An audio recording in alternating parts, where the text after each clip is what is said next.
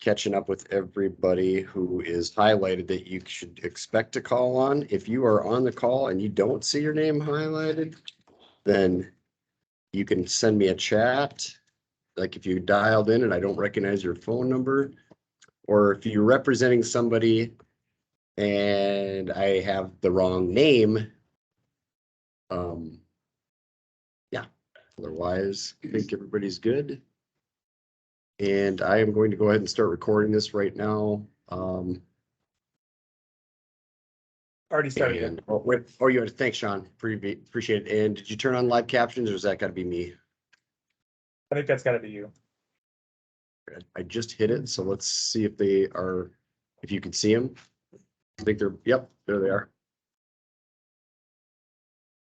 And is Joe Steck still with us? I believe he dropped. Okay, let's track down a new email address for him. It sounds like his future work, of course, is just as appropriate for UVLC as his prior work. So let's not lose him as a good and steady contributor here.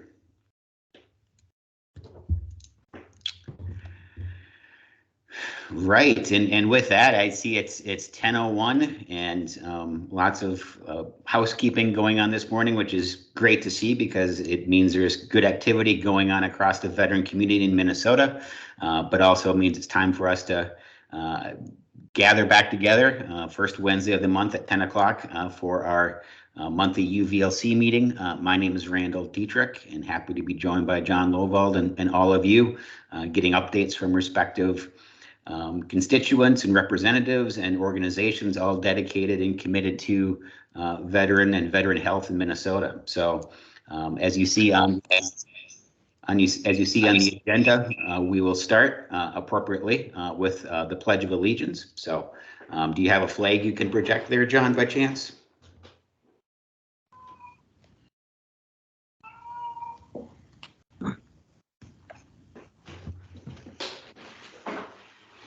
And together. To the flag of the United States of America and to the republic for which it stands, one nation, under God, indivisible, with liberty and justice for all.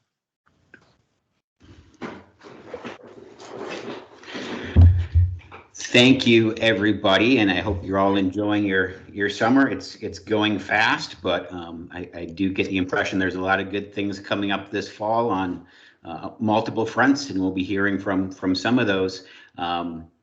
Under the announcements heading, I believe there is at least a brief announcement or short presentation, a couple minutes perhaps, from Post 435 in Richfield, who I know is up to some great work. And I don't know if Chip is presenting on that, but let's hear from that group before moving into the federal congressional representatives and senators. Chip, are you leading us off, sir? I will. I don't know if we have anybody else on the site, but we can talk a little bit about our get together. A few weeks back, we had a meeting at the Richfield 435 post set up by the Legion Leadership Organization itself. We invited a number of state reps and senators. Commissioner Herkey was there on behalf of the Veterans Administration. Great group. A lot of it was basically set up for the members, but we had a pre-membership meeting with all the dignitaries. Went great. A lot of very positive comments. We showed a pretty detailed view of what the complex is going to look like. Our timeline looks like a demolition possibly in the early spring, construction starting next year. We hope to finish it by spring, summer of 2025. The complex is going to be changed significantly from what a Legion or a VFW normally looks like. And we're proposing 195 apartments as part of the complex. There's going to be 2 layers of underground parking to accommodate the additional personnel.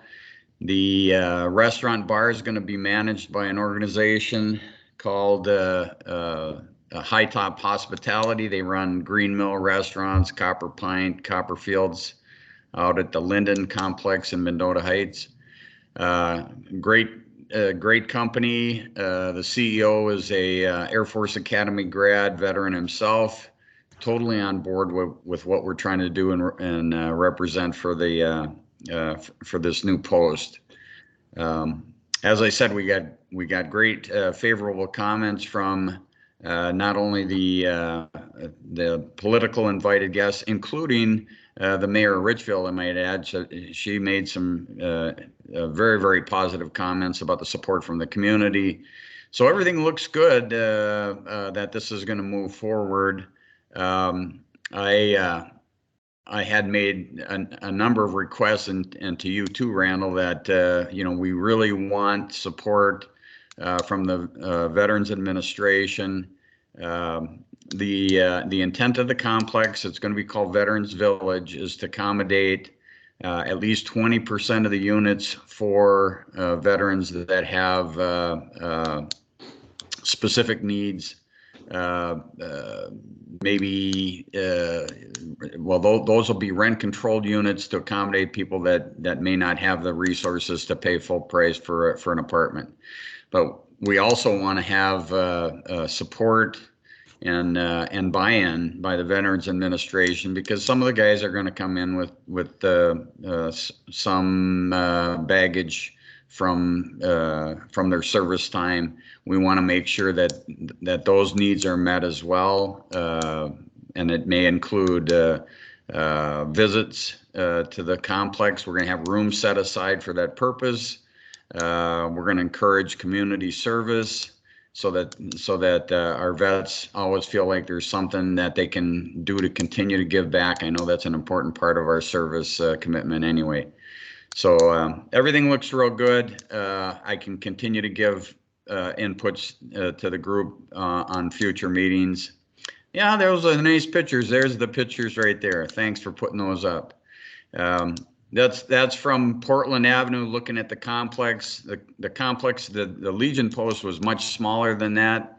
This is a brownstone front portion, which shows entrances to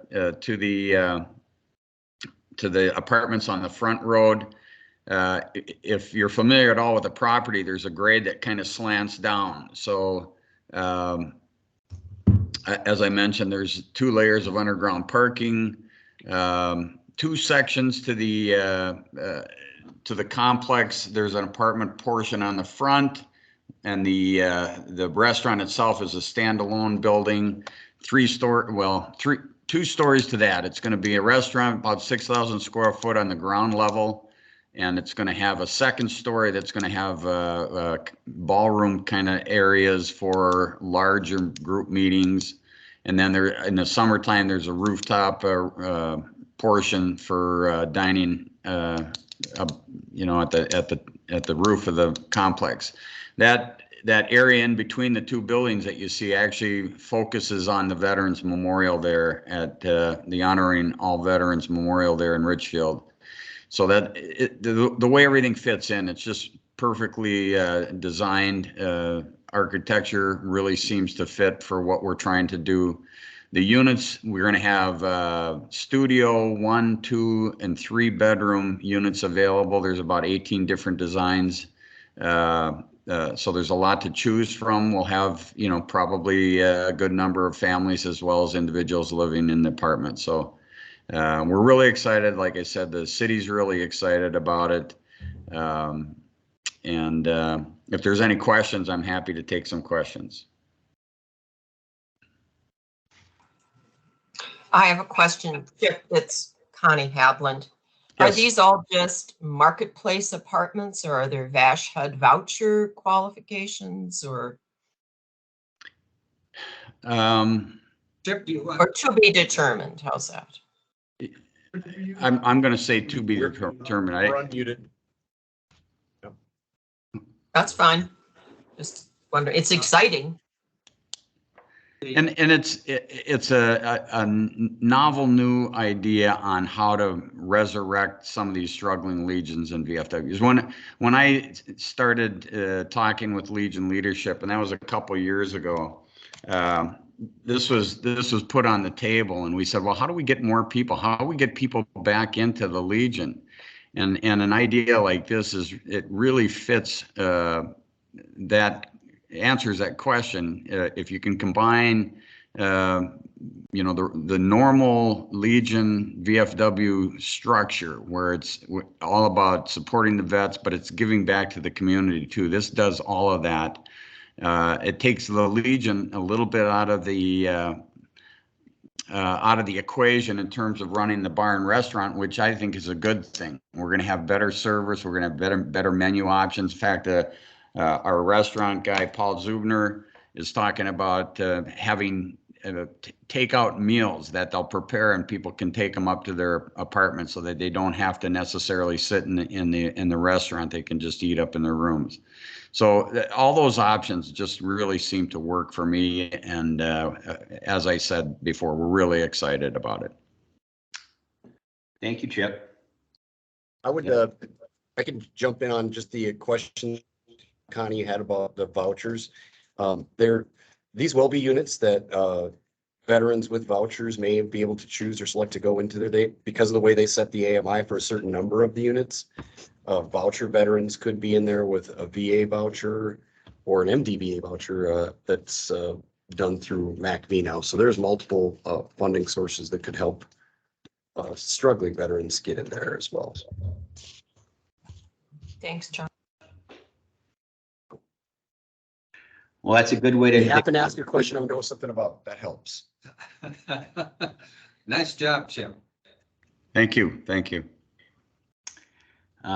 Thank you, Chip and Post 435. It's a great way to kick off our meeting with some really great news and some serious planning underway, and nice to hear of the timeline as well to make it all a reality. So kudos to all of you, and I know that others on this call want to continue to receive, kind of regular briefings from you.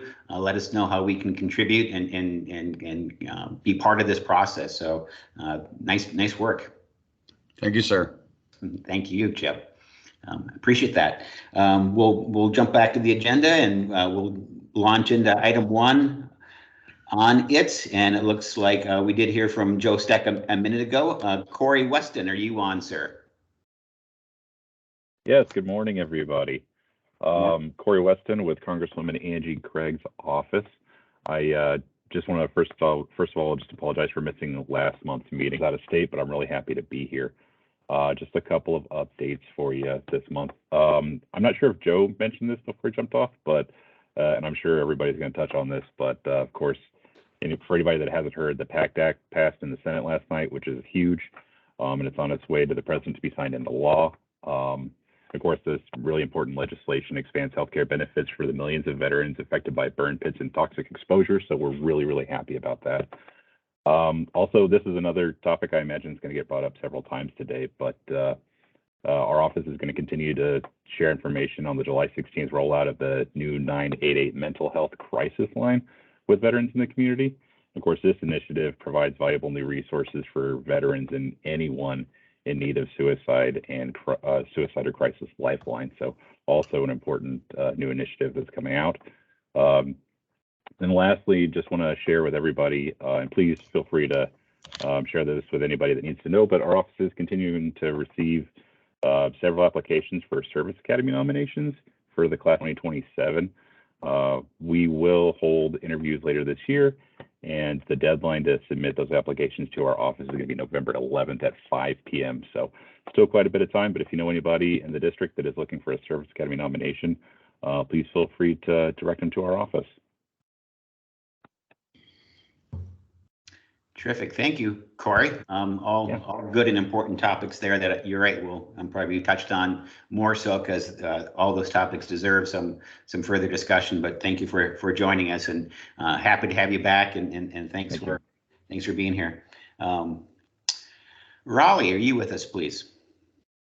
Yes, I am, Randall. Hey, everyone. I'm Raleigh Olson. I work for Congressman Dean Phillips. And like Corey, we have quite similar jobs, so our updates are a little bit similar. But as you guys saw, the PACT Act passed, which is enormous. I know there was a lot of back and forth, as you've seen, of just that bill's pathway to finally getting through. The House, we passed like 3 different versions of it and could never be totally reconciled with the Senate versions, and then thought it was going to pass last week and it didn't. And then the veterans groups and constituents, and they weren't going to accept that. So yeah, just push the senators to finally push another vote on it and then get it passed, which is incredible news just for the veterans community and just so many veterans who will be able to receive healthcare and benefits who are exposed to toxins during their service that wouldn't have been normally able to. So we're really excited about that. Sending to the president's desk right now, and yeah, once that becomes law, then we'll have more information to share about just who will all qualify and how to do our best to get out correct information to our constituents and veterans to make sure everybody knows how they can access these new benefits and care. So that's really exciting. Also, so we got August recess coming up now, so the congressman will be home. And one of the things we've been doing when the congressman has time back in the district is we've been having commemoration events for Vietnam veterans for honoring them for their service. Congressman Phillips, his father was killed in the Vietnam War, so it is a special connection to him. And we've been having these events honoring Vietnam veterans who are generation of veterans who weren't properly thanked upon their return home. So they're pretty special and meaningful events, and we'll plan to do more of those. Other than that, we also, like Corey said, we have a kind of a PSA program where we send out updates to our newsletter and emails to our constituents. And one of the things we want to get out information about was the post 9/11 service bonus that came out of the Vets Omnibus package out of Minnesota. So making sure post 9/11 veterans served out of Minnesota that they are aware of what they're able to access, and connecting them with CVSOs that are able to help get them the benefits that they need. Also, that crisis line changing from the full 11-digit number to 988 and then pressing 1. That's a much easier way to get people help who are in crisis. So shared information about that. And so yeah, that's pretty much what I got for updates here. And yeah, we got Service Academy nomination season coming up, so we'll be busy with that. Without any questions, I can turn it over if we got Connie coming up next. Any questions or comments for Raleigh Olson or Dean Phillips? I do. All right, we go. Did the Senate, this Jerry Kaiser, Minnesota Vietnam Veterans Charity and Honor Flight, did the Senate change some of the rules in it and reduce it, and that's why the Senate signed off on it? That's something I've yet to find total clarity on. I know there was an issue with going from discretionary spending to mandatory spending, and that was kind of the hang up of why some of the senators wouldn't vote for it before, but I don't know how that changed specifically before it got this final passage here. So I can get back to you on that, but I have a feeling that maybe stayed the same. But what's that? I'm sure it'll be on the news today. Yeah, I can get that to you. So yeah, we need to figure that out, but that's a good question. Thank you, Raleigh. Connie, can you share the latest from Representative Betty McCollum's office, please? Well, good morning, everyone. I apologize. My browser says that it will no longer support video. So I'm not sure how I entered the Teams meeting because I've been using it for the last couple of years. So apologies for that. And also apologies for missing the last meeting. So once again, Connie Hadeland. I work for Congresswoman Betty McCollum, which is the 4th Congressional District, Ramsey County, most of Washington, some of which will change with the reapportionment. I'm going to mention service academies first, because I want to bring to both Raleigh and Corey's attention, and I will contact others. We are going to hold an in-person at this time. It's planned for in-person information evening at Mounds View High School on Tuesday, September 20th. And the 4 academies that require a nomination or request a nomination will be participating with their tabling and presentations. It's been several years, but that we've been able to do this because of COVID. But in the past, all the Senate offices and any House offices who wish to participate may come and table and notify their interested constituents about the event. And we have had people attend from all over the metro area and even outside the metro area. So it's a good evening. It's been a while, but it's good to be able to meet some of your folks in person. I'll send more information out about that. But once again, the date is Tuesday, September 20th. This is Mounds View High School in Arden Hills. Congresswoman McCullum is the chair of the House Appropriations Defense Subcommittee. And in that role, they did pass their appropriations bill. And it passed the House, and then it went on. When it got to the House floor, it was placed on the Union calendar to meet up with the National Defense Authorization Act. I'm just going to mention a couple of the significant things in there that she's pointed out in some of her remarks, and I'll be very brief. And I've got like a whole bunch of sheets of paper here, so if you hear this noise, it's because I'm flipping around. So it did include a strong military pay increase, 4.5%. And there's funding for 4.6%, excuse me, and nearly $1 billion for sexual assault prevention and $193 million for suicide prevention. Because, as she stated, the climate crisis is a national security priority. Her mark includes $2.5 billion to address that, so that we improve our facilities in multiple ways, including energy efficiency, as protecting our nation. She spoke particularly about the Arctic and the impacts there. So critical investments that will make us all more secure. Bear with me a minute. Some of this is like above my. Oh, I know what I forgot. So there's they said now to help working families, any contractor must pay $15 an hour or more. So there's a minimum wage set, whether it's stateside or internationally. There's funding for Ukraine, and I am going to stop because I can keep going for quite a while. But anyhow, the bill did successfully reach the House floor. And of course, we know the NDAA, the National Defense Authorization Act, did pass the House floor. So things are sitting over at the Senate. Don't think I have anything else other than I heard from some families whose individuals entered the service academies in the last month. So there's a lot of personal pride and excitement there. So. Oh, I'll ask later when someone's on from the state agency. Sorry, I'm kind of all over the place today. Maybe too much caffeine. Thank you. And questions, anyone? I apologize.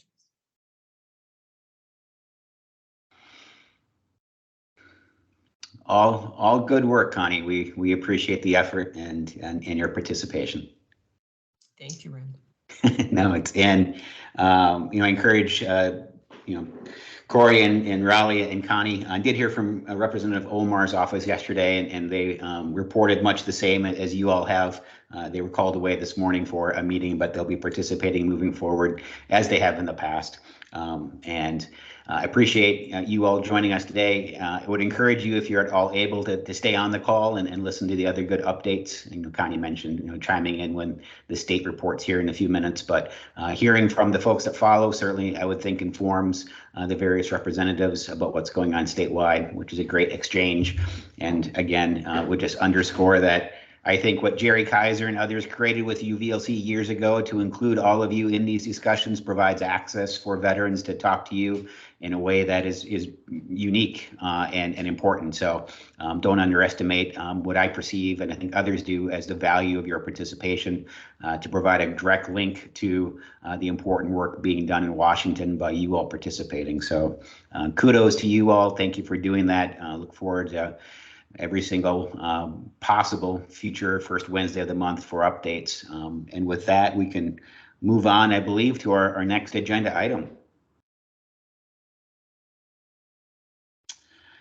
Federal agencies. Thank you, John Lovell, for advancing. Ron is not with us today. Ron from Vision 23.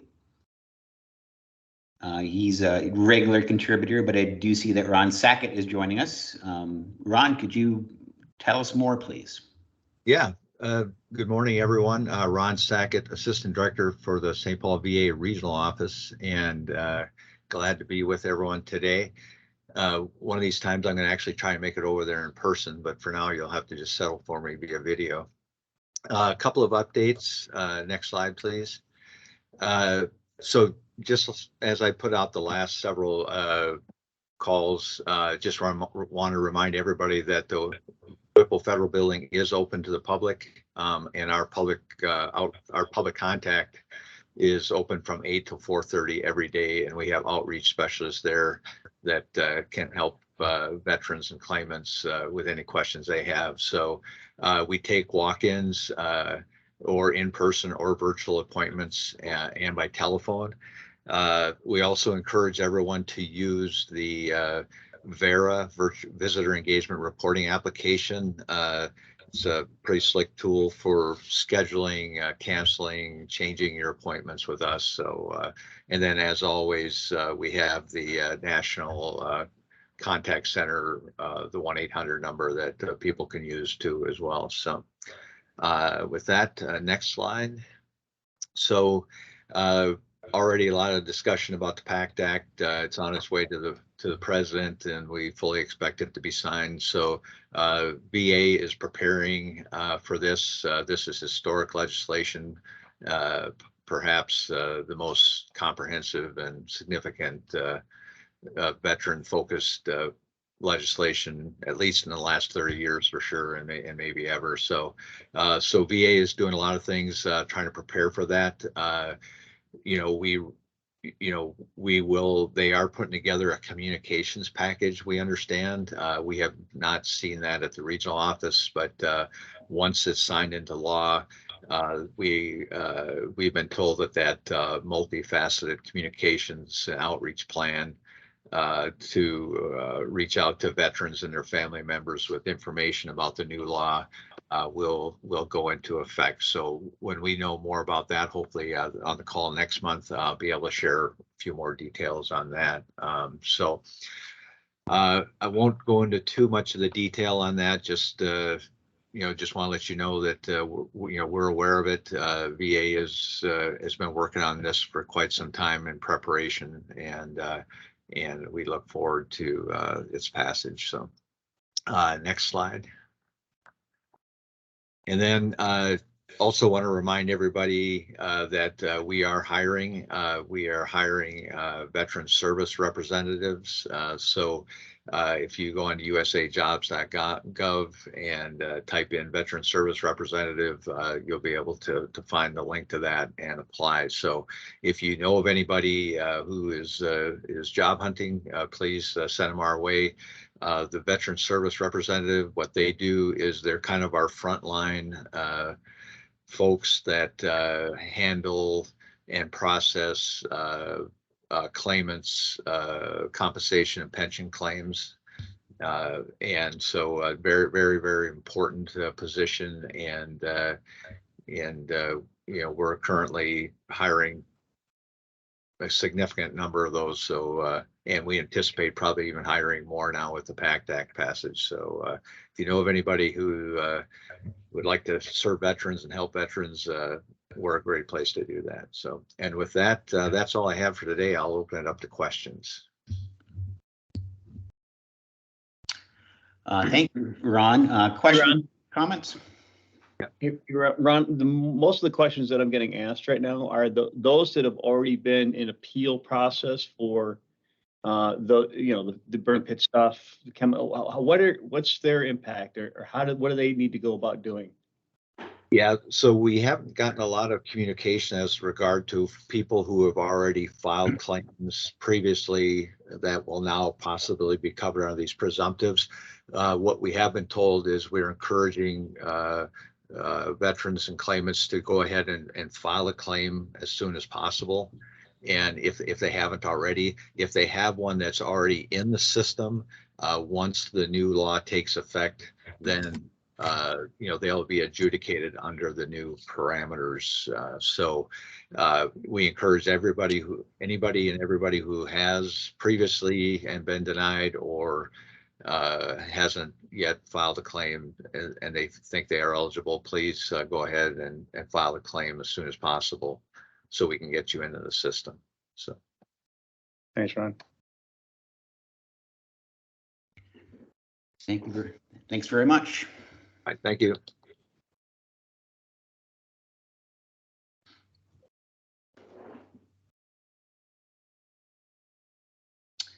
Do we have someone reporting today from Minneapolis VA, please? Good morning. Morning, Brad. Hey, just to let you know, Ron's going to be out for a little bit, so if there are any questions related on the VISN side, I can answer those as well. I'm standing in for him. But a couple things I want to highlight is, one, Corey took some of my thunder, which is wonderful. I do want to highlight that the old crisis line, the 888 number, is still active. So if that's the only number, if somebody can't remember the new 988, that is still active. But we have been pushing that pretty hard lately, military radio, social media, we're pushing all over the building. So it's really good since the 16th of July, the kickoff on the 15th. We're getting this information out about the new crisis line. So that is wonderful. We have had an upsurge in cases of COVID, and that's kind of affecting the hospital here. So we've updated back to a one visitor policy at the Minneapolis VA, just so you know if you're coming out here. And if you are coming out here today, construction will end at the intersection of Hiawatha and Minnehaha, hopefully by 10 o'clock tonight. That's what I've been told by DOT and the contracted organization that's doing the work. And that will be really nice to have that construction done, because the last few days have been really rough getting in and out of the area for veterans. And everybody else has got to come here to work, whatever the case may be. But that construction should be done tonight. Additionally, other construction updates, the outpatient entrance is still being worked on. That's going to be done hopefully by the end of this year, November, December timeframe.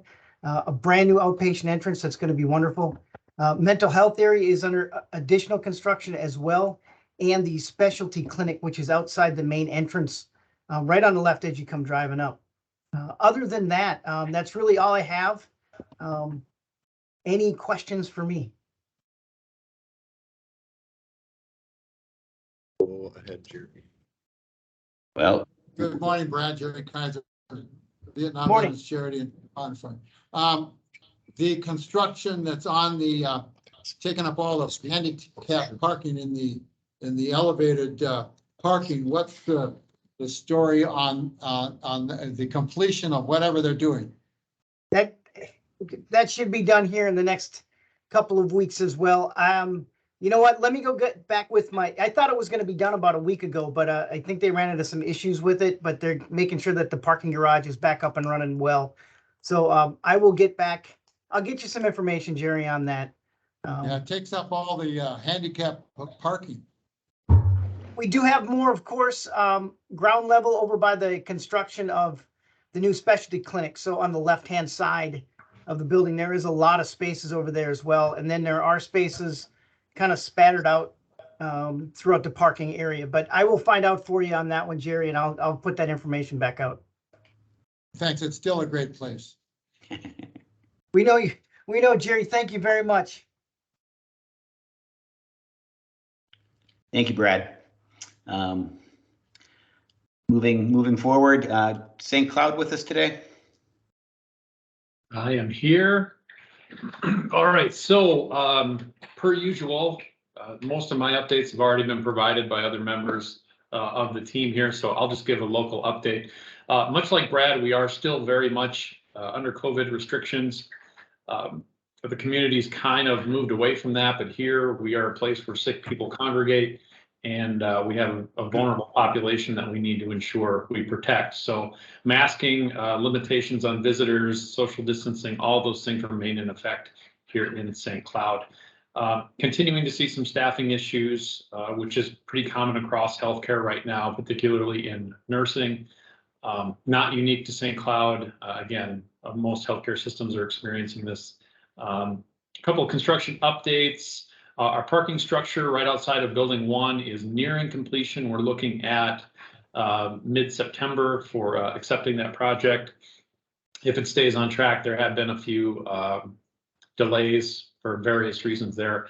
The adult day healthcare building is starting to take shape, but it's going to be another year until that one's ready to occupy, and then our mental health expansion as well. On the good news side, this summer we have been doing community outreach again in person, partnering with our CVSOs and getting back into the community to increase our enrollment. We're actually up about 2% from where we were a year ago, which is also an increase over 2020, so year over year. Seeing our veterans come back to our healthcare system, which is great. For national updates, we talked about most of this already. The Access to Care website, there's one, hasn't been touched, it has been updated. I can drop that link into the chat box. The Veterans Crisis Line number update, Brad talked about that, and also noted that the old number does continue to work. The Heirs Commission, for I think most people are savvy on that, was decommissioned or was defunded by Congress. That was the commission that went around, did market assessments, and recommended the closure of various facilities. So that is basically dead at this point. The PACT Act, signed last night by Congress, headed to the president's desk. Here at the medical center, we are already looking at how that's going to impact eligibility for healthcare enrollment. We expect that it will be one of the most significant changes in quite some time. So we'll be prepared to receive that guidance from VACO as it comes down. Lastly, a few highlights for events. We hosted CVSOs and service officers last Monday, which is great. We're already planning our fall flu clinics, if you can believe that. And we'll be at Montevideo for a town hall next Tuesday, the 6th. So that's all I have. Terrific. Thank you from St. Cloud. Any other comments? All right, Mr. Lovold, who's on deck? I think Jill Anderson has a report, and Fort Snelling as well.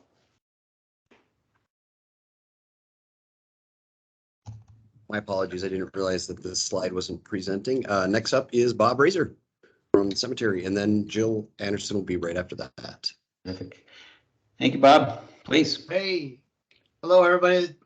Good to be here.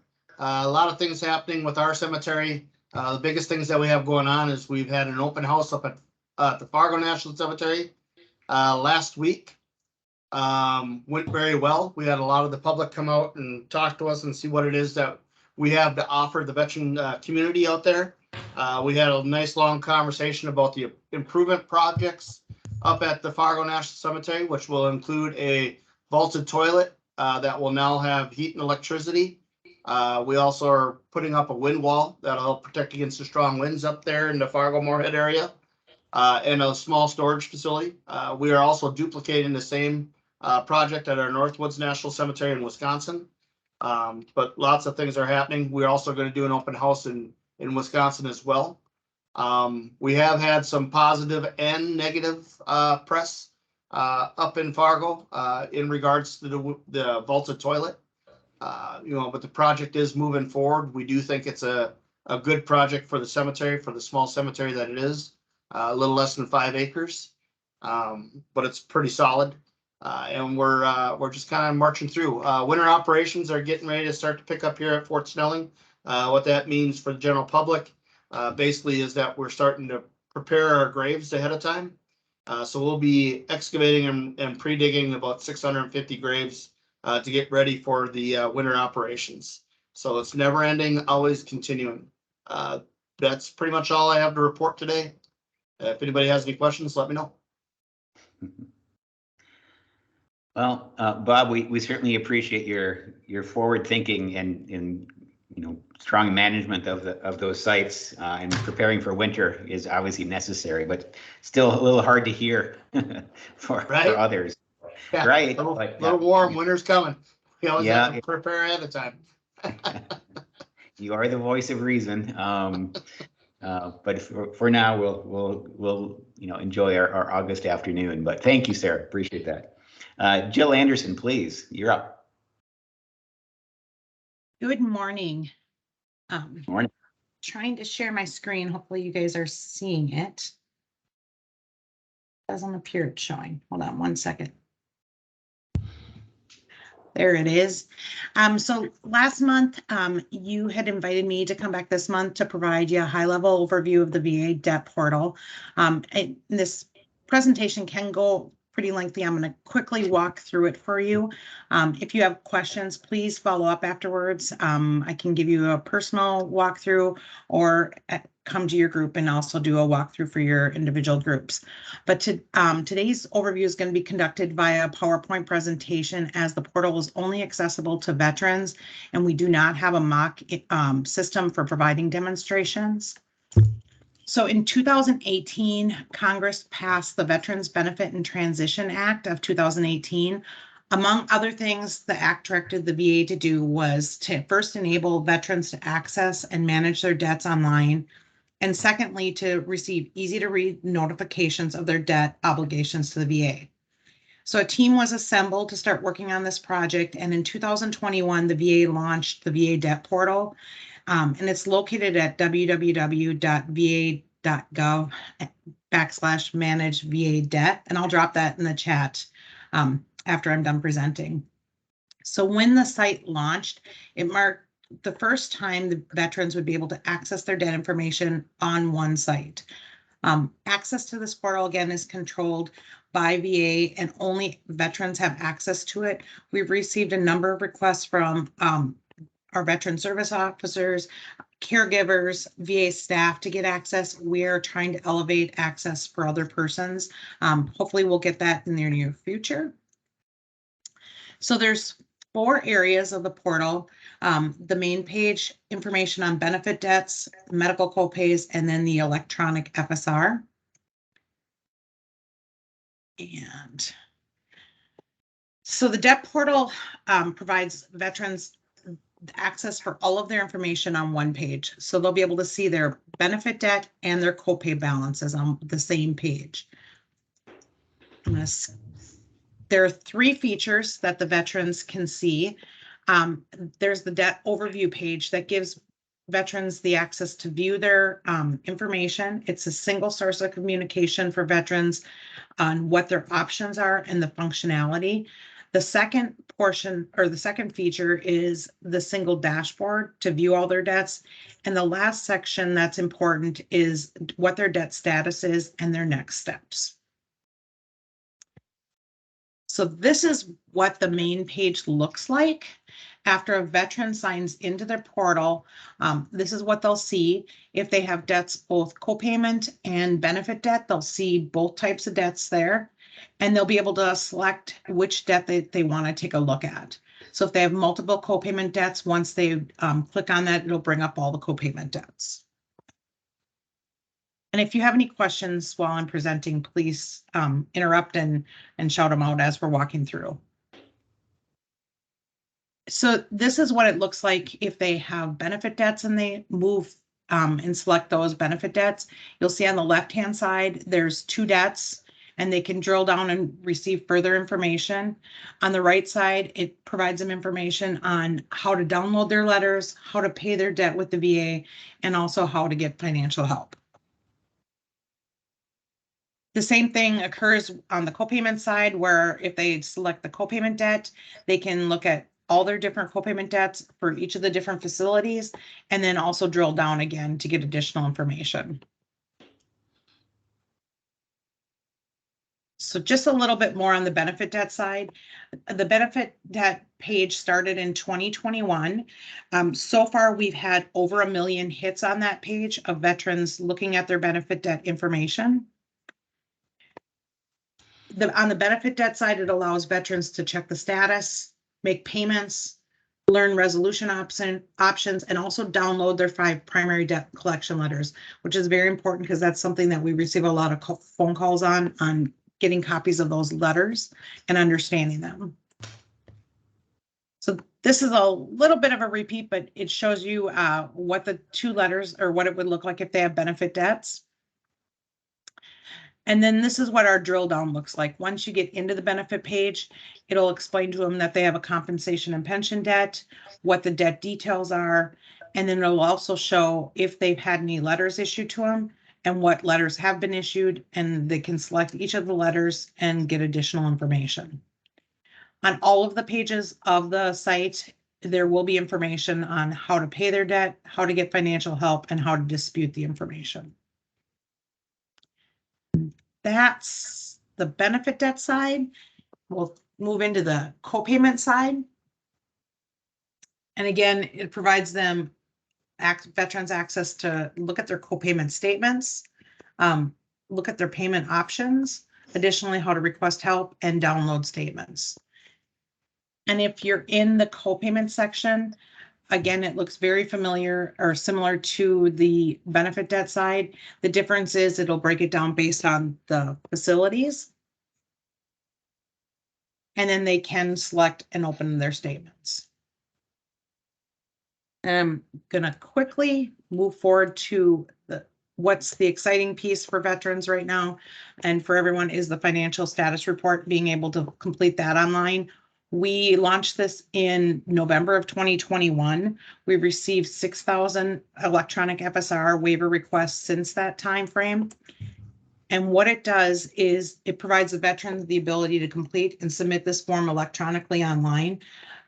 The minute that it's submitted, VA receives that within, it's less than a minute, about 30 seconds, and we can start routing that through on the VBA side through VBA for processing it with the committees on waivers and compromises.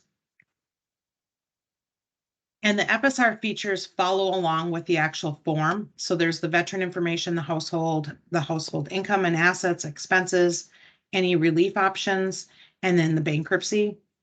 And if you've ever looked at an electronic FSR, they're a complex form that does not provide you really any guidance. But once we threw it online, it walks you through everything just like TurboTax does. So once they select the FSR, they can find out more information so that when they're on this page, their debts will populate.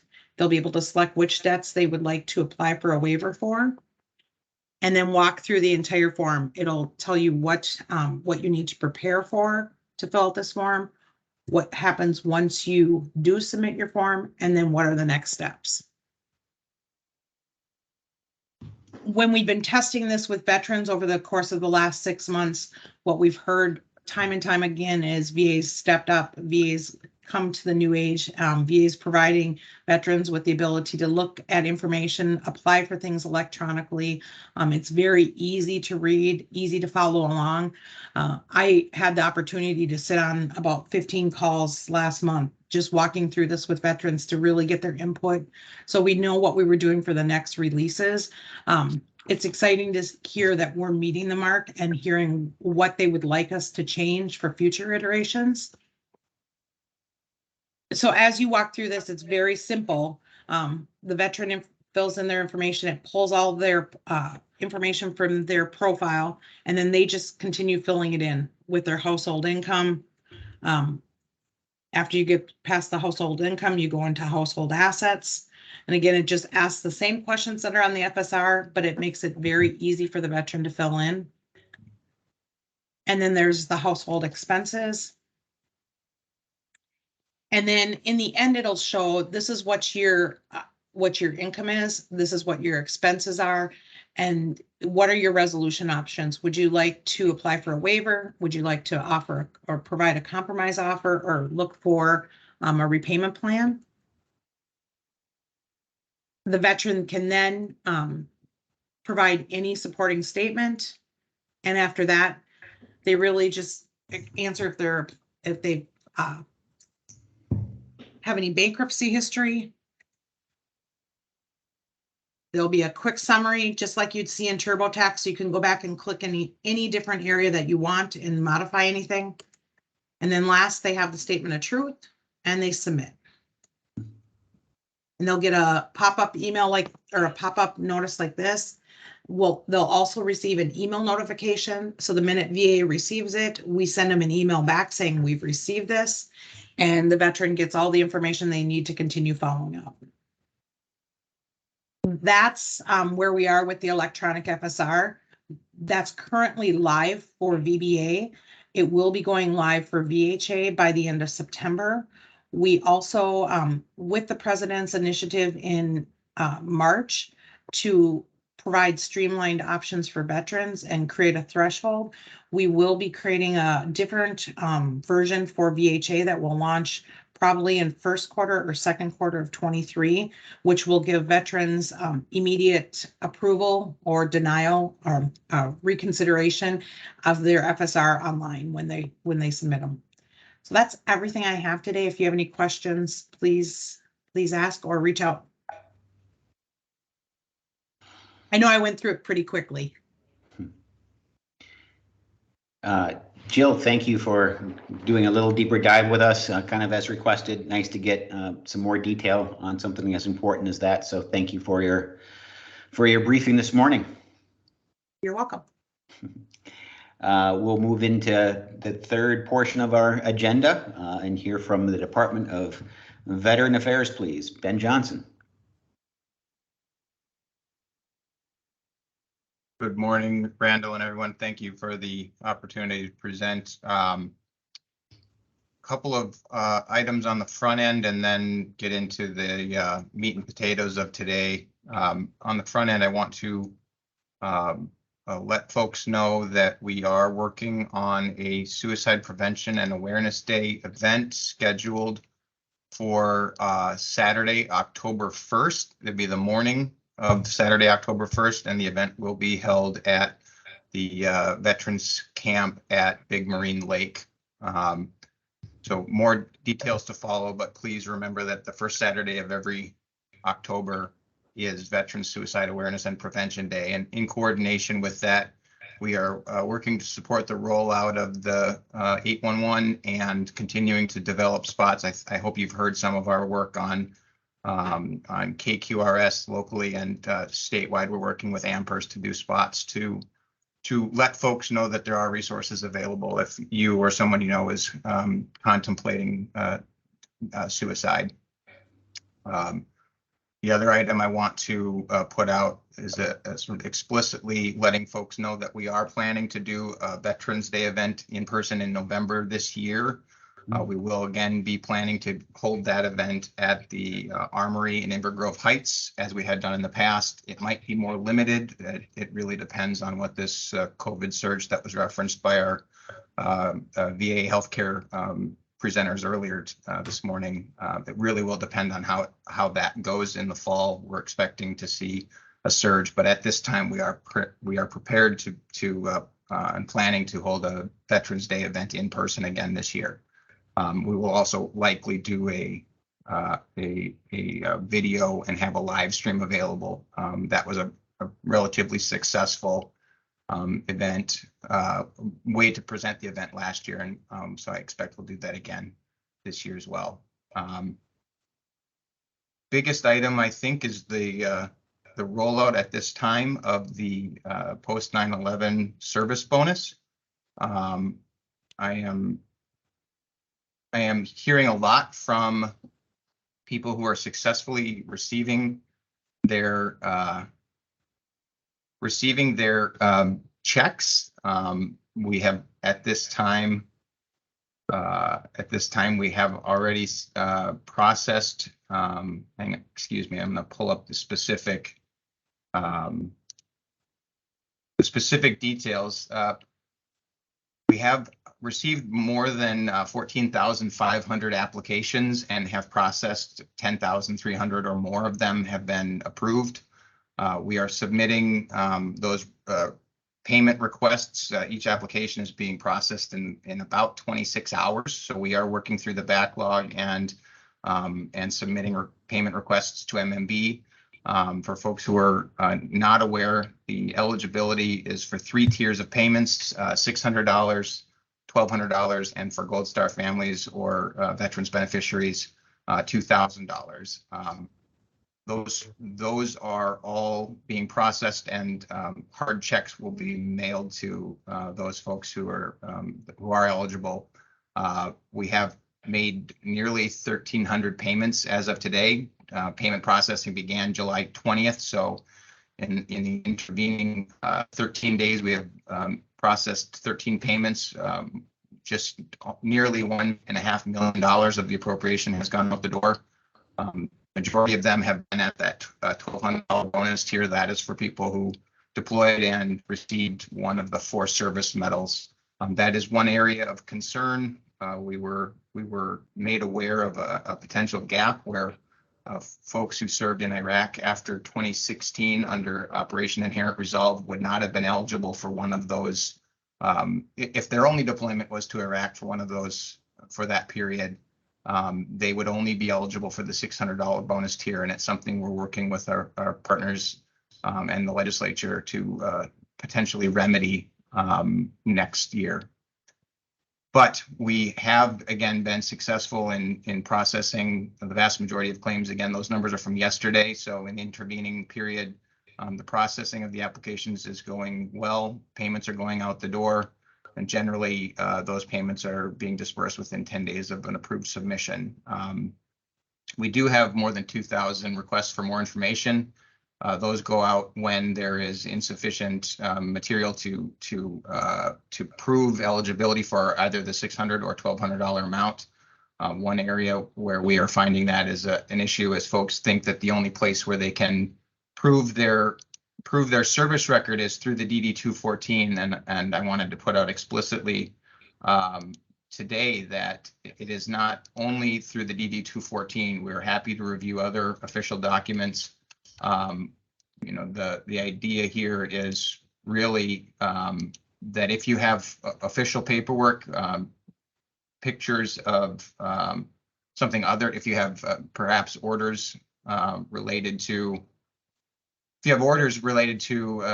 an authorization to receive a medal that didn't end up on your DD-214. We all know that military, that the process of getting information onto your DD-214 can be a challenge, but it is one of those areas where we are happy to accept other awards, screen prints from official sources like the Army AKO or military awards orders instead of a 214, things like that. It does not have to be the DD-214. So again, the vast majority of the money that's gone out the door already is at the $1,200 tier, folks who were eligible for that and received one of the 4 identified campaign medals. The $600 make up the difference. We have not at this point, so far as I know, processed any Gold Star family or a veteran beneficiary payments, but we have done explicit outreach to those folks. Obviously, there's hiccups, but overall, we're very proud of spinning it up so quickly. From signature to the first checks going out was about 60 days, which is pretty unheard of in state government. So I'm proud of the work that the team at MDVA has done, and exceptionally proud of our partners at Minnesota IT and the work that they have done to put us in a position to succeed here. So happy to answer any questions. The other item that I would, the other opportunity I think is to, I would offer myself to answer questions offline, either via phone call or email, to try and keep this down, because this has generated a ton of traffic and has taken up most of my work days over the last 2 or 3 weeks since it has become more widespread. So Ben, this is Connie Hadland. Yes, Connie. And I will take that route, but I just wonder if you have someone specific who's working on anomalies, because I have someone who deployed in August to November with the 934th Air Wing in 2003. None of those campaign medals were authorized until 2004. He left the military earlier, and now either we have to go back and try to get him a medal, which I'm not even sure is going to work. So I'll flesh it out more with you Yes, afterward. please, But please send me an there's email. some We are seeing, anomalies like that. yes, we are seeing those anomalies, and some of the guidance that we've been sharing with the Minnesota Association of County Veteran Service Officers is explicitly that there will be people who fall through the cracks, and this is an opportunity, though it's unpleasant, to help them clean up their service jacket in a way that shows that that what they've earned or were authorized for. We've got 2 years here. We are encouraging people to apply for the $600 amount if they can demonstrate service during the appropriate time period and activation and active service in the military between September 11th, 2001 and August 31st of 2021. We are encouraging people to apply for the $600 if they're eligible for that. And we will work diligently to try and address the gap if there is later proof of eligibility for the $1,200. So thank you for the question, and I'll watch for an email. Okay, thank you.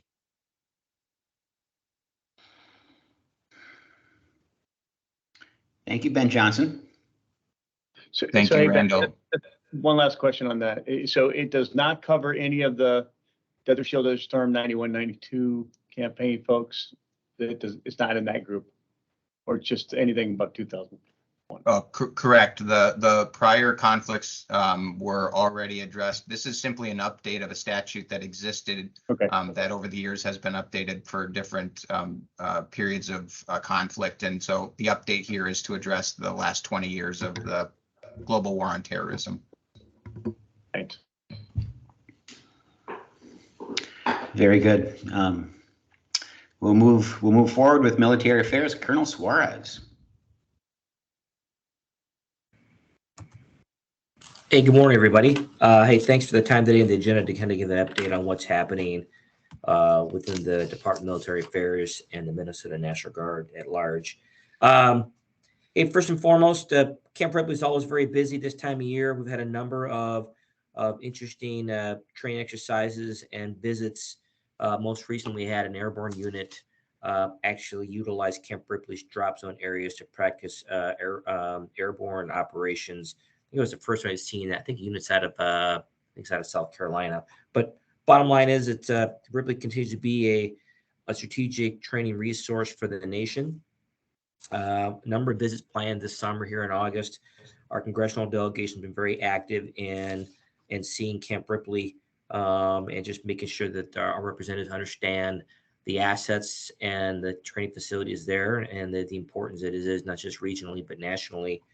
And with that, through the congressional directed spending opportunities, we did get a new dining facility approved coming up in the FY23 budget. So I want to thank the congressional delegation for sponsoring that initiative. And that's great. We also have in the FY23 budget a new Ulm Readiness Center planned, and that was worth $17 million. So just big thanks to the congressional delegation for being actively involved this year. We had a number of engagements out of DC with them. A lot of activity with the 130th Air Wing regarding the C-130J modernization efforts to try to get the newest aircraft there. So just a big thank you to the level of engagement and outreach from our CODEL group. So very helpful. If you're not tracking already, General Best, Sandy Best, will be retiring as the director of the Air Staff. And so her last day is 23 August. We'll miss her greatly. But in her replacement has been named. So Colonel Promotable Chris Blomquist, who's the 140 Fighter Wing wing commander, will be coming down and filling in that position effective early September. Also planning our annual Military Appreciation Day at the State Fair. Big day there. Activities at Dan Patch as usual. Got a full agenda there. Emphasis there is on Minnesota employers. And you think back the last couple of years, how much we've asked our state employers to support our guardsmen and women throughout COVID response, civil unrest, you name the activity, the Guards always ready, always there. And so this year's theme, in partnership with the governor and others, we're going to celebrate and thank employers throughout the day. Update on Beyond Yellow Ribbon. Some of you folks may know we've had a lot of turnover in that program in the last 6 months. We had a Yellow Ribbon regional outreach coordinator, Rachel Johnson, left us in the spring for a new opportunity. We have since re-announced and hired 2 of 3 positions.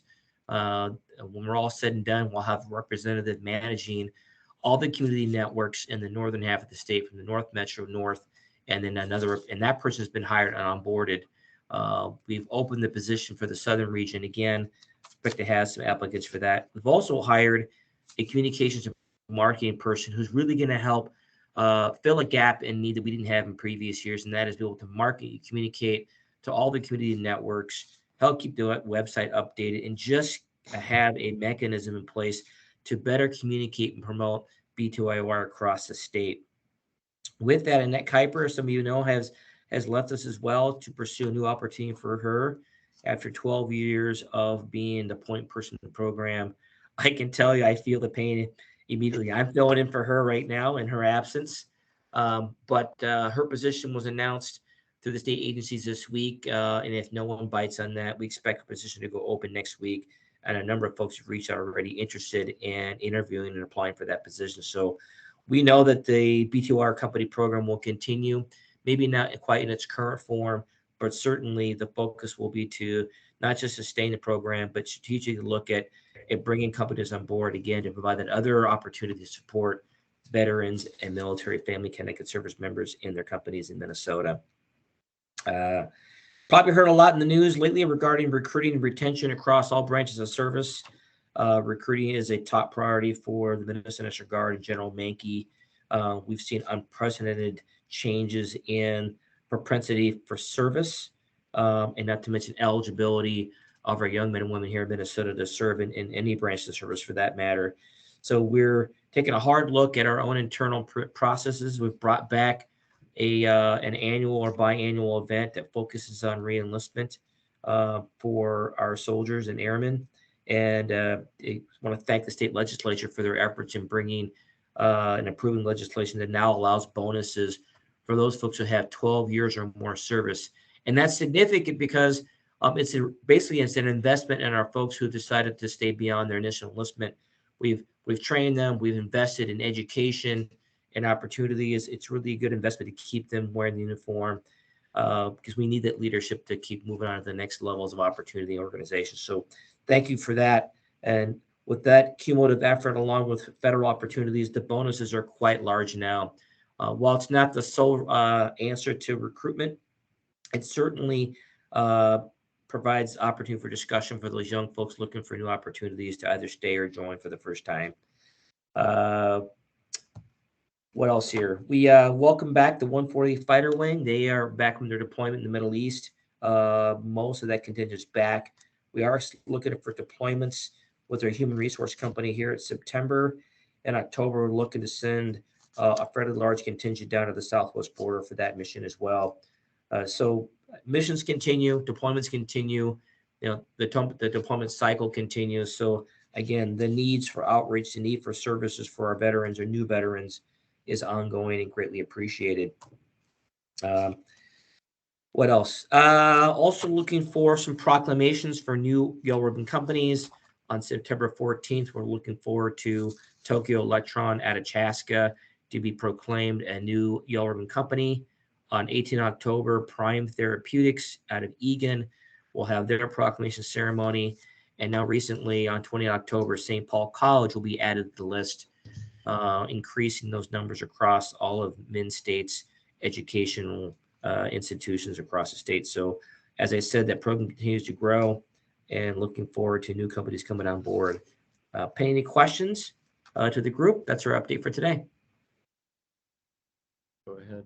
Colonel, this is Jerry Kaiser. I was the former chairman of the UVLC, and General Best, 10, 12 years ago was representing the Department of Military Affairs.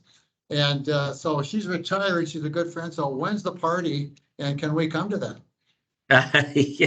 There is going to be a gathering at McGovern's on the 23rd of August. I think it's at 1600 in the afternoon.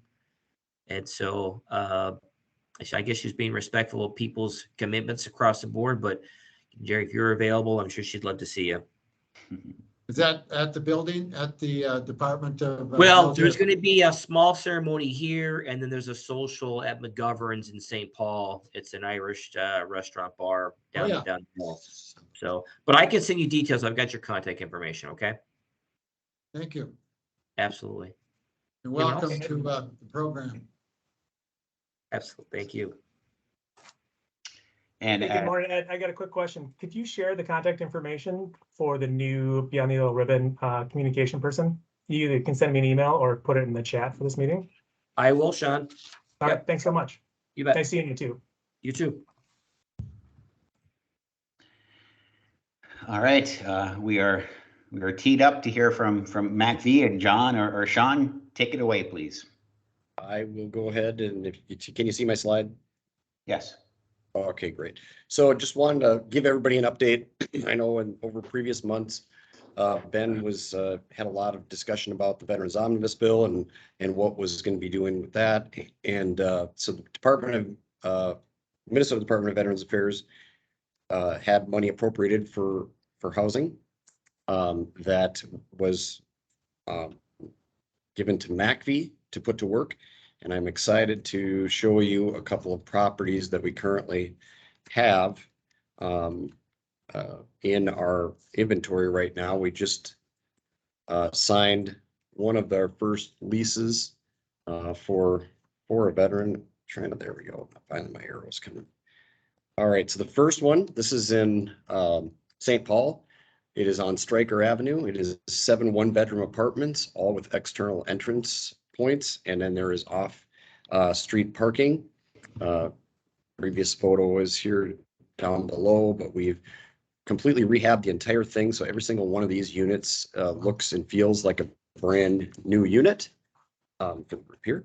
So that's Stryker, 7 units added there. And then we have another one we're referring to as Powderhorn because of its proximity to Powderhorn Park. This is a 17 unit building with 16 one-bedroom apartments and 1 studio apartment that is currently in the process of being rehabbed.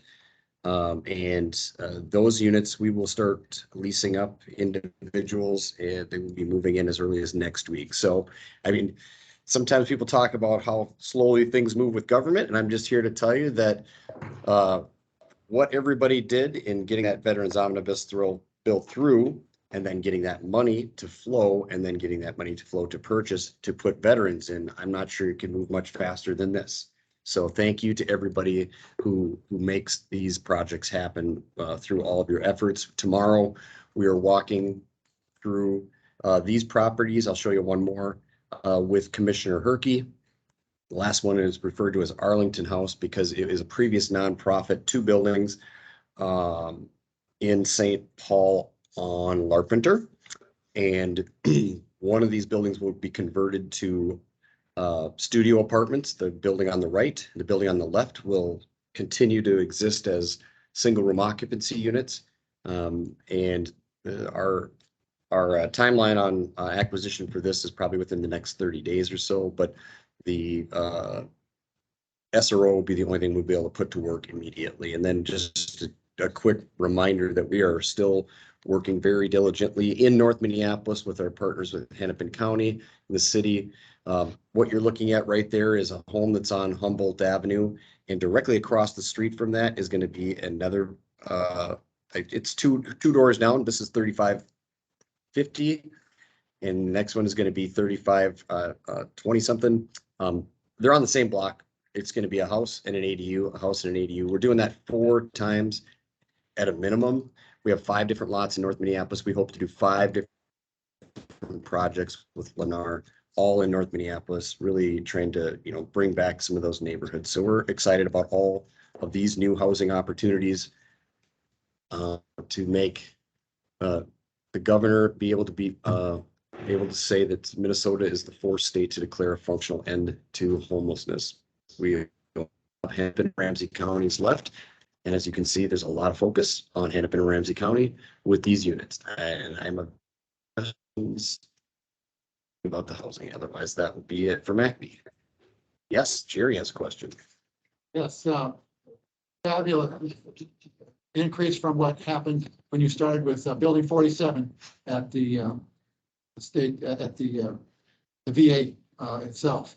So, John, who is the property manager of each one of these? Did you have another organization do it, or do you have your staff is going to be built up to be the property management of that and to watch these men and women who are on board to that they're following the straight and narrow? Great question, Jerry. And so I have a few different ways of answering that. Number one, 2 years ago, I never would have said McView is going to be purchasing apartment buildings. We didn't see ourselves in that space, but we did realize that the veterans that you're talking about, the ones with the highest barriers, the ones with the highest needs, need a landlord. Yep. And they need permanent housing. And essentially, the state of Minnesota looked at us and asked us if we could do it. And what did we say? We'll do it. Yes, sir. Yes, sir. We'll do it. So we have. I'm excited to tell you that we hired a property manager who had previously worked with the Upper Post, Sarah Regal.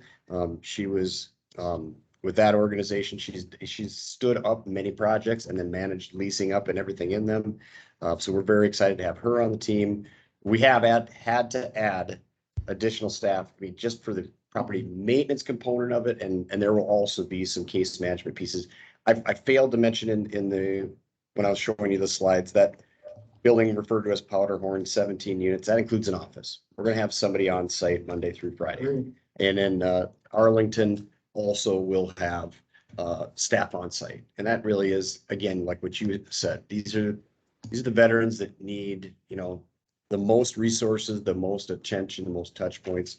We will be setting up those units for that level of success. And of course, all of our other case managers will still be going in and out of those buildings, bringing their expertise as needed. So it's a novel, tough job to do, and you guys can do it. You've done it in the past, and I know you'll be successful. Congratulations. Yeah. It's really excited to be doing what we're doing, and then also hear about post 435, because there just can't be enough housing out there for veterans. But we look at our housing as very specifically as we get closer to the bottom of the list of veterans who need assistance. It's going to be the veterans who need the most assistance, and we're just basically saying, all right, we'll take them, and we're going to ask our partners in some of these other agencies to take some of the veterans that don't have as many barriers. Troubled veterans need accountability, and that's what property management works. Thank you, Jerry. I appreciate the opportunity Well, I've to been in elaborate. business for 20 years. So, Mark life has. And if anybody else is interested in seeing these units, please just reach out to me. I'm happy to show you what we're doing. Very good. Thank you, John. Thank you, Sean. Keep us in the loop. You're gonna have a busy fall, it looks like. So there you go. Jerry, what's the latest from Meg? There's some changes going on there. Tell us more.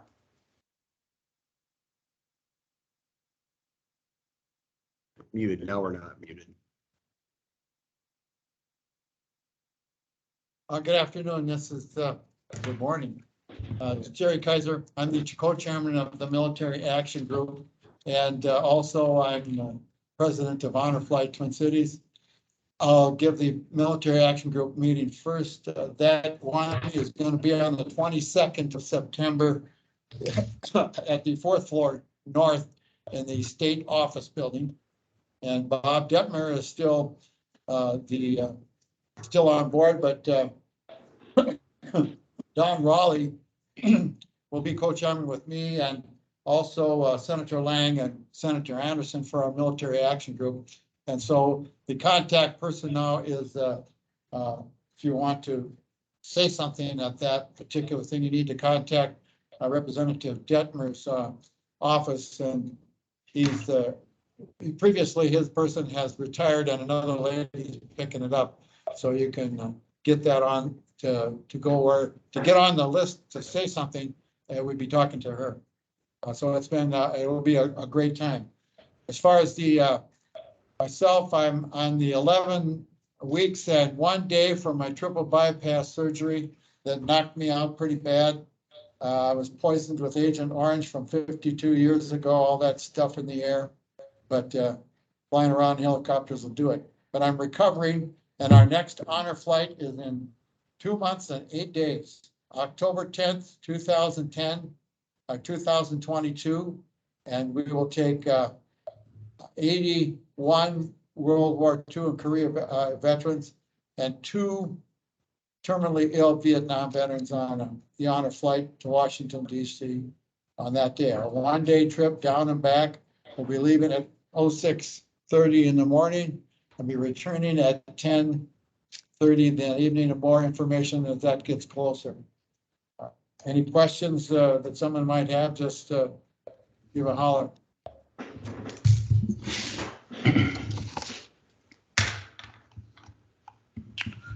All right, thank you very much, Jerry. Nice to see you back in person, sir.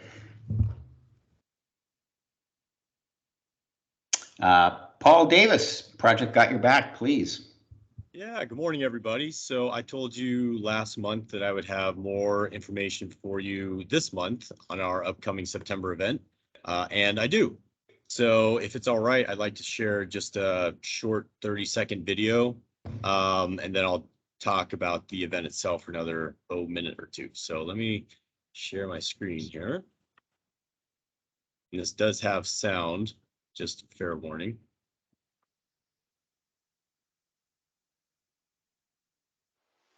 Right after the Nearly Naked Ruck March. Join us for some R&R on the lawn. Connect with local veterans and families. And meet former Army Ranger and author Chris Tonto Peranto. It's R&R on the lawn at Magnus Veterans Foundation with Project Got Your Back. We'll see you there. All right, so that's sort of our moto video that we're trying to get some interest in.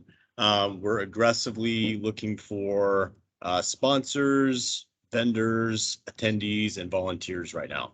So I would love to see every single one of the organizations represented here and on that last slide attend. We'll have the ability to have tables and canopies set up, and we're expecting hundreds of people to actually attend. So it'll be right after the Nearly Naked Ruck in Anoka, which is a big draw.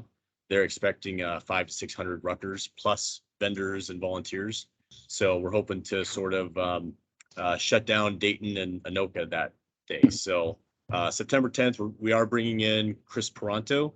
So for anyone who doesn't know, he's one of the Benghazi heroes. He's written a number of books. He's a pretty big time veteran speaker. So we're hoping that draws a pretty big crowd too. So we'll have some military vehicle static displays. We're hoping to get some recruiters out there with some pull-up bars. We're going to have a bounce house for the kids. A couple breweries are coming out, food trucks. So it's going to be a really, really fun event. And I'm hoping that we see some of you out there. So if you are interested, you can always reach out to me directly, or I'll put our website in the chat here. You can register directly from our website. So if you can pass this around to anyone you think would be interested, it would be very much appreciated. So any questions for me? Looks like fun. It should be a lot of fun. Appreciate it. Thank you. Very good, Paul. I appreciate that. All right.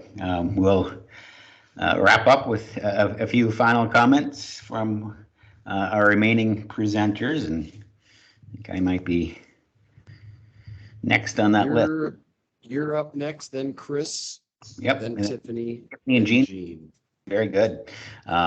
Four more to go, and all packed with info. A report from the Minnesota Military and Veterans Museum at Camp Ripley. Really appreciate working with Colonel Suarez a couple weeks ago. We went into division headquarters and actually started interviewing.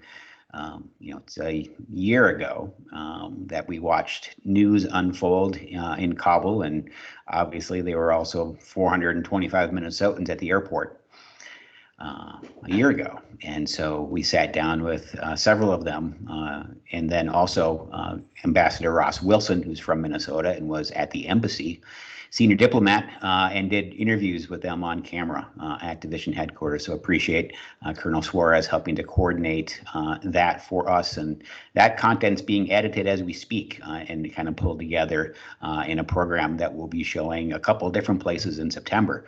But in this case, relevant work of history museums to document stories right now and hearing from Lieutenant Colonel Helgestedt and others on camera brings the story that we watched unfold in the news home pretty closely. So watch for that video to be ready by the museum in September. We will be in Mankato over the September anniversary of 9/11. Mankato State University, more specifically the Student Union, working with a professor down there, Kyle Ward. We'll bring our traveling post 9/11 exhibition that was at Cedar Street Armory last September and in Duluth in April and May of this year. We'll next be in Mankato over the September 9/11 anniversary. And then from there, we're going to pivot real quickly and host an event at division headquarters on September 14th that will make a little harder pitch for next month. But our event that evening at division headquarters in Arden Hills on the evening of the 14th is really meant to showcase what's being planned for all of us in the way of a new Veterans Museum. You'll hear from board members. You'll get to see renderings and drawings being pulled together as we speak. A lot of the other initiatives that the museum's been working on. We are in the process of transporting a submarine across North America from Bremerton Navy Yard to our Camp Ripley facility, the USS Minneapolis St. Paul. Will be en route here in a matter of days. And then also that evening, and invitations and more information coming next month. But if you want to mark it on your calendars, I'd appreciate that. We have a special guest, Elliot Ackerman, coming in to speak. Elliot Ackerman is a 5-time deployed U.S. Marine veteran and noted national author. He has a book coming out in a week from now, which chronicles the final days of the U.S. forces in Afghanistan. And so Elliot will be our guest that evening. We'll speak. His book will be available as well. And understanding Mr. Ackerman's talents as an author, that story will be a rich one to pair with our video interviews that we had done of Minnesotans who were right there in the thick of it a year ago. So lots coming up on that front on September 14th at division headquarters.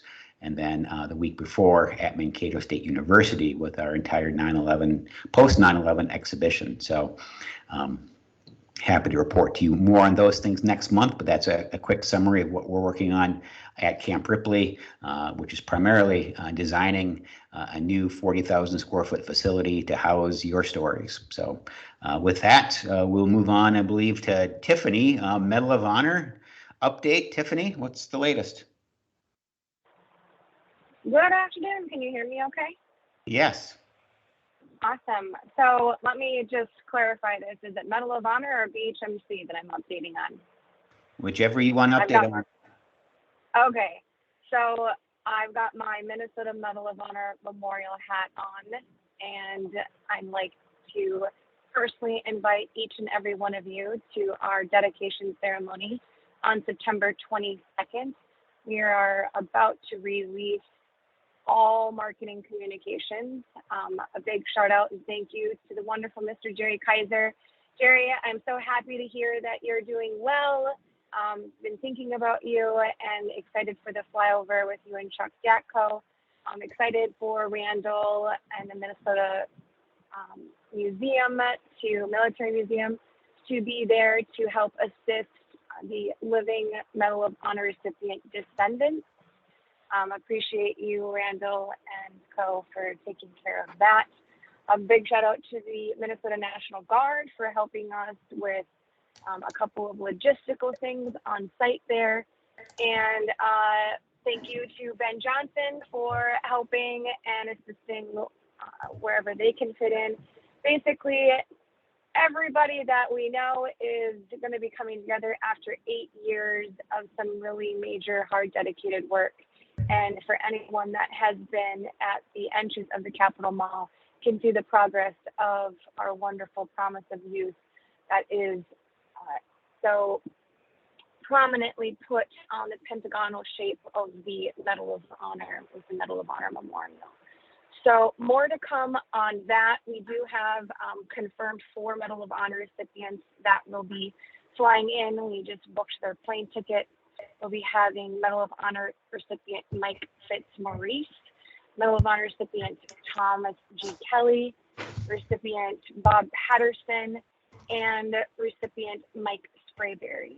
So those 4 are confirmed. We have a couple more that are checking schedules. This is kind of unheard of as of right now, as our recipients are well seasoned in age and their travels are starting to really dwindle down, but they were here back in 2016 at the groundbreaking ceremony, and they are really, really happy and proud of everybody that has been a part of this, so they want to come and show their support.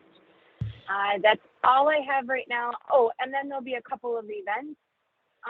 For anyone that has been truly a supporter in the creation of this memorial, we will be having a private 50-person dinner at the Matterhorn Room in Stillwater for those that have dedicated countless hours of their time. And then on the 22nd, we'll be having a luncheon with the Medal of Honor recipient descendants, and then the dedication. And then that evening, the 22nd, we'll be having a paddleboat cruise on the St. Croix River, and anyone is welcome to attend that. We will be making that into a paid, it won't be super expensive, basically to cover your meal. And then any other remaining dollars would go back into the. And I forgot that we'll be having a character development program training for all educators at St. Thomas Academy on 21 September. So I'll be sending this off to John to send to the group. And if you're on my distro list, you'll get it there, and just spam it wide and far. It'll be in the afternoon. The time is not set in writing yet. It'll be somewhere around that 1400 spot.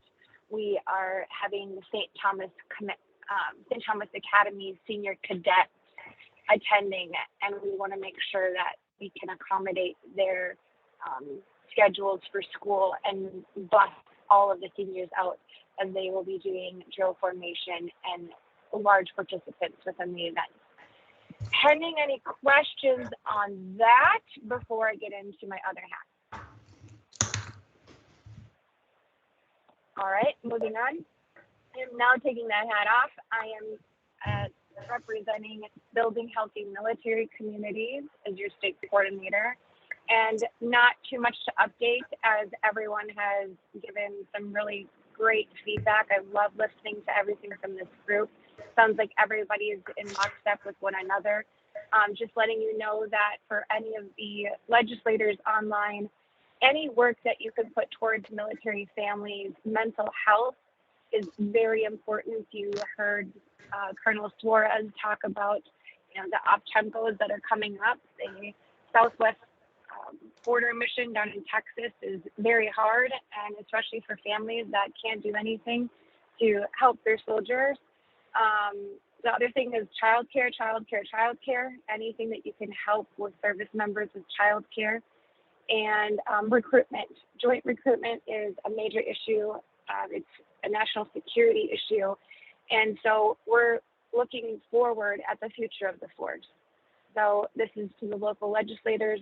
If you can be promoting youth and making sure that they are holistically healthy, this in turn down the road will help the future of the force with recruitment. That I know that it's kind of long term, but as much as we can help kids experience an opportunity in the military as a career path. One of the barriers right now that recruitment is facing is we just don't have the pool of candidates to choose from. So however we can be working with that. And the last thing that I want to leave for a nugget is anyone that has any interest with working at a state level to sit with our SNAP and WIC leaders. I'm wanting to sit with them to see if there's an opportunity to expand the SNAP credentials or qualifications and not include military wages, seeing if we can increase the pool of those being able to receive SNAP in the military. That's one thing that our BHMC state coordinators in the state of Texas are actually looking into and making some traction on. So I'd like to see if there's a possibility for us to do that here in the state of Minnesota. Pending any questions, I thank you for staying on all the way through this to the very end. And I'm on my way to Fairview Health because they are having a summit, and BHMC was able to get them enrolled in the Governor's Challenge, as suicide prevention is always a front and center topic. Thank you so much. Hope everyone has a great day.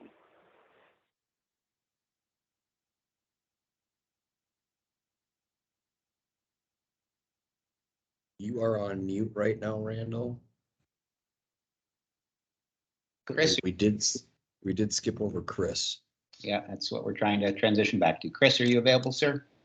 I am. Please go Hopefully ahead. they can hear you. You want to sit here? Yeah.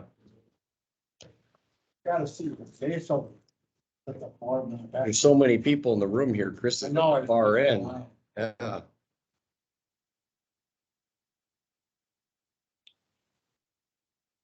Morning, everyone. Chris Bellin with the Minnesota Historical Society out at historic Fort Snelling.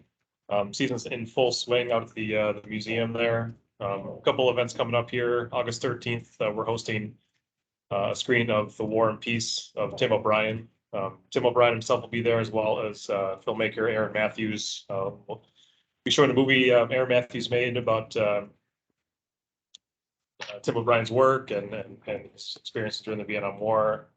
Also coming up in September, the World War II Roundtable will be coming back to the History Center. So look forward to that. That's coming back in September. I did not write the date down. Second Tuesday? Sounds about right. Yeah, it's the 13th. Yep, that sounds about right. That is correct. Yep, 13th. That'll kick off the event. Looks like it's Pacific Island War, Island Infernos with Dr. John McManus as the speaker. Otherwise, unless there's any questions for me, that's all I have for this month. Thank you. Thanks, Chris. We will conclude with Jean. Are you available, Jean?